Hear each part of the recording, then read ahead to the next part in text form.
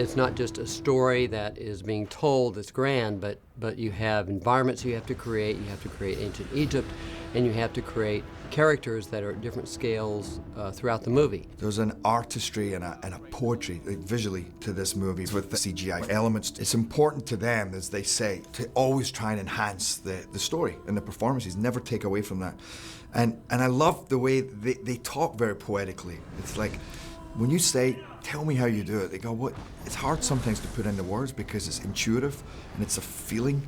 You go, this feels good. It's an emotional response that you have to that world that they've created. I'd never done a movie at this scale or with this kind of extensive. I mean, the whole movie is really created in CGI. All the visual, all the world is created. For the actors in the film, I mean, myself, it was quite challenging to create what's happening around you, and the specificity of every CGI element around you that's non-existent was challenging, I guess. Towards me, Nikolaj, as much as you can come this way. I'd done green, blue screen before, but I've never done it to this extent where it's every scene. Of course, you know what they can do. You see these big movies all the time, but to actually be part of it and to get an understanding of just how complicated on a technical level it is to shoot these movies.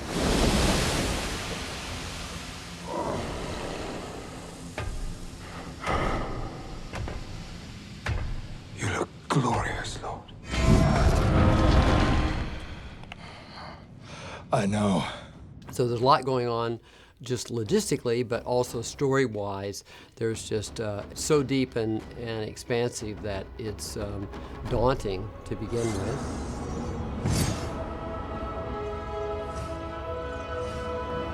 So there's an enormous amount of work in this movie, obviously. And to do it, you need to distribute it to multiple people, multiple artists, and multiple companies that specialize in this. And so we chose, there are two companies here in Australia. One is Allura, who's out of Sydney and Melbourne, and also Rising Sun, who is in Adelaide. They're great companies that have just a number of different things that they do well. Rising Sun is great at environments. They're great at effects work, which is particles and flowing water and things like that, of which there's an enormous amount to that.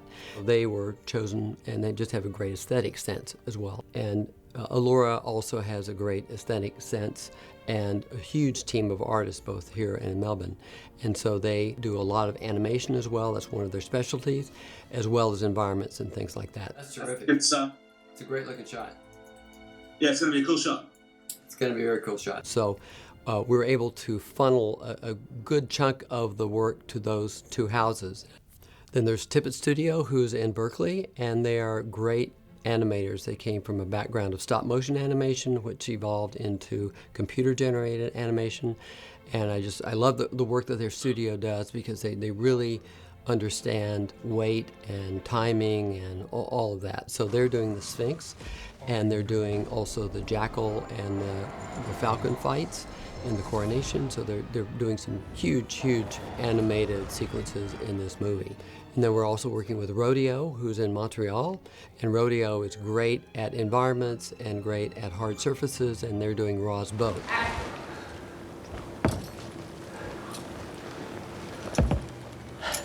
At least you know how to keep quiet. I don't know words for that. Things would be different if I could dwell amongst my children in the Garden of the Nile. It is my burden to fight the demon Apophis night after night. Egypt must never be destroyed by chaos. Raw's boat was really interesting on the stage side, and also will be extremely interesting on the post-production side. Because the ship is a mirrored surface, and it's reflecting the stars, and it's reflecting Geoffrey Rush and Horus and Beck, it needed to have a surface that actually reflected. So we have a mylar type surface, basically a hard mirrored surface that they can walk on. And you can see the reflection. So if I'm looking at you, I see the reflection of you at the same time, something that's essential. You can't really fake. You need it in place. And it also allowed us to reflect blue screens that were behind there. So you would be totally against blue because it's reflecting the blue screen back there, and I can isolate you and put you in the boat. So Rodeo Effects out of Montreal is building the ship, and the ship travels through this ether, sort of the space ocean, if you can imagine it. Allow me to fill my flask with these waters. The waters are not mine. There's a sequence where Horus goes and gets some of the water of creation to bring it down to Earth. And so that will be interesting in creating that, because there's no water really there, but you want to feel that there's water there. There's a viscosity to the environment as we see it. So it's traveling through space, but it's also traveling through this water. So one of the challenges here is to make it not look like a spaceship, but make it look like it's a vessel on this water-type creation of life surface, but in the atmosphere and air. Is that a storm? There's no clouds. Scene 52, the burial grounds. This is a scene that has everything in it. You have gods and mortals. You have goddesses on these giant cobras that are chasing our heroes. I mean, they're enormous, and then all you have is like a tennis ball at the end of the stick, too. So you have to use your imagination. You have giant structures that crumble in front of everybody. You have fire coming out of the cobra's mouths. Pretty much have everything. So this is a really exciting sequence, and it's been a lot of fun to shoot. We photographed it out in Centennial Park, which is close to the studio here. So it's all exterior lighting. And we built some of the tombs, and then we extend them digitally. And then we have this rig, this gimbal rig that our goddesses are on. We have a small gimbal happening down in stage 4, which is snake gimbal. It's to recreating the movement of the serpents that Anat and Astarte ride. So obviously the whole snake is going to be built, in post, in CGI world. But to get the actors having that motion of slithering and sliding on top of the snake, we've got a little motion control gimbal happening there. And then we take that movement and we tag the animation to it and make it all move together. So we had serpents, we had fighting, we had running, we had jumping, we had wire work, we had falling pillars.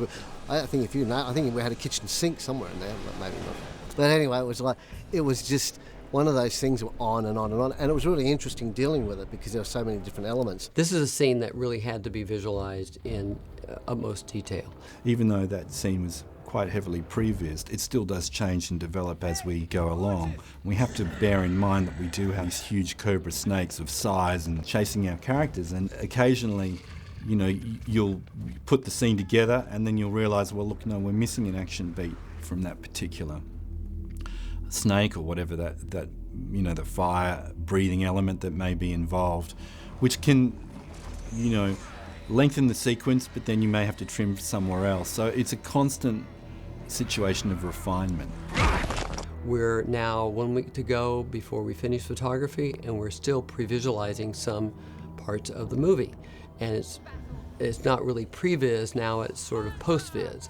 And so I guess you could call it, that's a better term for it. So now we're post-vizing scene 52, where now we have more of the live action in place, and we can see the animation of the cobras, we can see how it moves together, and that informs the edit and how it gets put together.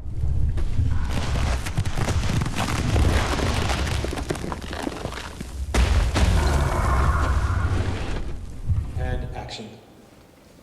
Trespassers in the house of the king, answer my riddle or cease to be. The Sphinx is a really interesting character. It's Sphinx as we know it, but it's also Kenneth, our main actor, as the face.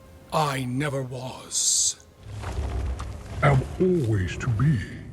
No one ever saw me, nor ever will. And yet I am the confidence of all who live and breathe. What am So we scanned his face, we put it in there, but we've made it all of sand, and as it moves, it will crumble off, and it will move in really interesting, unique ways. Wait, I have it! You are tomorrow! Oh, bother. So to pull all these characters in is quite a task. I think one of the interesting things with this film is that we get the chance to make a world our world.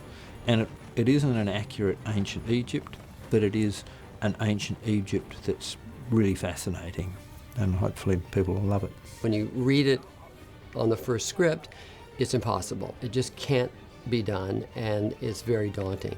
But once you put your fingers around it, once you wrap your head around it and start to move the pieces, then you can see how it can go and actually be created. You can start pushing a little bit earlier, I think, if you can get a little bit of a jump on him as he stands. It wasn't until I saw it just recently that I fully understood what he was going for. It's quite something.